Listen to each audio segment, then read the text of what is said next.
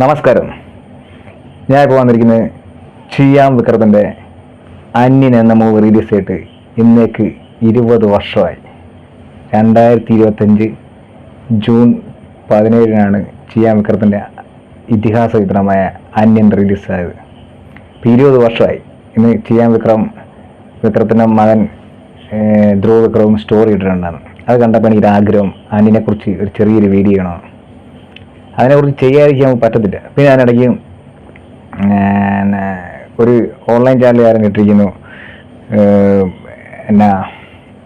ഈ സിനിമ വിക്രം ചെയ്ത റോള് വേറെ ആര് ചെയ്താൽ നന്നാവുന്നു.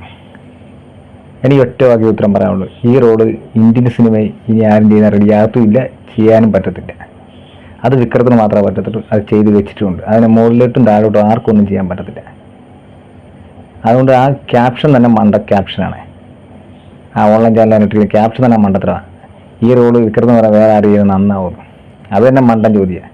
ആ ചോദ്യത്തിന് ആവശ്യമില്ല. കാരണം അത് ചെയ്യാൻ വിക്രത്തിന് മാത്രം ചെയ്യാൻ പറ്റുന്ന കാര്യമാണ്. ഞാൻ ഇപ്പോൾ ഓർക്കുന്ന അപ്പോഴൊക്കെ തീർത്ത് പോയി കണ്ടത്, എത്ര പ്രാവശ്യം തീർത്തി കണ്ടോടാന്നറിയാം. പിന്നെ CD ഇറങ്ങിയപ്പം, അന്നൊക്കെ CD കാലമാണ്, CD ഇറങ്ങിയപ്പോൾ CD ഇട്ട് കാണുക, എത്ര പ്രാവശ്യം കണ്ടപ്പെടാം. അങ്ങനെ ഒരു പടം തമിഴ് സിനിമ ഇതുവരെയായിട്ട് വന്നിട്ടില്ല. എന്തിന് ഇന്ത്യൻ സിനിമയിൽ ഒരു നടന്നു ആ റോള് ചെയ്യാൻ പറ്റത്തില്ല. അന്നുമില്ല, ഇന്നുമില്ല, എന്നുമില്ല. ആ രീതിയിൽ ഹൈ ലെവലാണ് ചെയ്യാൻ വിക്രം ചെയ്ത് വെച്ചിരുന്നത്. ഇമോഷൻ, ആക്ഷനൊക്കെ അന്നത്തെ കാലത്തെ ആ ഒരു ഫൈറ്റ് തമിഴിൽ നിന്ന് വന്നിട്ടേ ഇല്ല. അമ്മാതിരി ഫൈറ്റ്, നല്ല പാട്ട്. ചെയ്യാൻ വിക്രം 3 റോള് വരുന്നു. ഒരാൾ തന്നെ പെട്ടെന്ന് ആൾ മാറുന്നൊരു ഷോ ആണത്. അല്ല, 3 റോളല്ല, പെട്ടെന്ന് ട്രാൻസ്ഫോർമേഷൻ നടത്തുന്ന ഒരു സംഗതി എന്നത് കാണിക്കുന്നത്. അമ്പി, അന്യൻ, റെമോ, ഈ 3 പെട്ടെന്നായി മാറുന്ന 3ൻ്റെ സൗണ്ട് മോഡുലേഷനും ആക്ടിങ്ങിലും എല്ലാത്തിലും എന്തൊരു വേരിയേഷനാണ്, എന്തൊരു സെറ്റപ്പായിട്ടാണ് പുള്ളിക്കാൻ ചെയ്യുന്നത്. ശങ്കറിൻ്റെ ഒരു ഇതിഹാസ പടം തന്നെ. ശങ്കറിൻ്റെ പടങ്ങളിൽ ഏറ്റവും ടോപ്പിക്കുന്ന പടം സതയാണ്, നായിക. അന്യൻ എന്ന പദത്തെ വെക്കാൻ ഒരു ഇന്ത്യൻ സിനിമ ചെയ്തിട്ട് വന്നിട്ടില്ല, ഇനിയോട്ട് വരത്തുമില്ല. അത് ആ റോള് ചെയ്യാൻ വിക്രമ പടം വേറൊരു നടനെ കൊണ്ട് ചിന്തിക്കാനൊന്നും പറ്റത്തില്ല. ഇന്ത്യൻ സിനിമ, മലയാളമല്ല, തമിഴല്ല, ഹിന്ദിയല്ല, ഇന്ത്യൻ സിനിമ ഏത് ഭാഷ എടുത്തു കാര്യം. ഇന്നേക്ക് 20 വർഷമായി പടം ഇറങ്ങിയിട്ട്.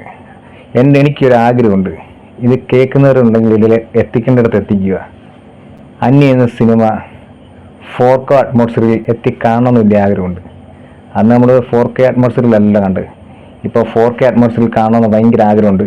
ഇത് കാണുന്നവർ കമൻറ്റ് ബോക്സിൽ കമൻറ്റ് ഇടുക, എന്നിട്ട് എത്തിക്കേണ്ടിടത്ത് എത്തിക്കുക. ചിലപ്പം ഭാഗ്യമുണ്ടെങ്കിൽ നമുക്ക് 4Kയിൽ കാണാൻ പറ്റും.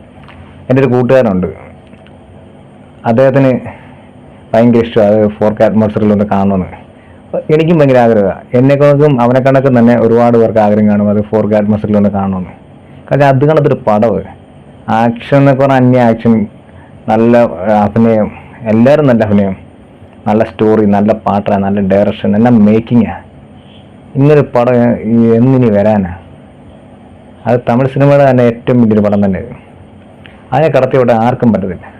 അപ്പോൾ എനിക്ക് സ്റ്റോറി കണ്ടപ്പോൾ എനിക്ക് അതിനെക്കുറിച്ച് വീഡിയോ ചെയ്യണമെന്ന് തോന്നി. അതുകൊണ്ടാണ് ഞാൻ ചെയ്ത്.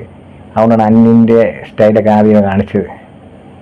ചിയാം വിക്രത്തിൻ്റെ പടങ്ങളിൽ തന്നെ ഏറ്റവും വലിയ ഒരു പടം തന്നെയാണ് അത്. ആ പുള്ളി ആ ഓൺലൈൻ ചാനൽ ഇട്ടവനെ മണ്ടൻ ചോദിക്കുക. അത് കണ്ടപ്പോൾ എനിക്ക് ഒന്നുകൂടെ കഴിപ്പായി. അത് ഞാൻ ഉടനെ വീഡിയോ ചെയ്തേ. ഈ റോള് വേറെ ആർക്ക് ചെയ്താൽ ഭംഗിയാവുന്നു, ആരെക്കൊണ്ടും പറ്റത്തില്ല. അതാണ് അതിൻ്റെ സത്യം.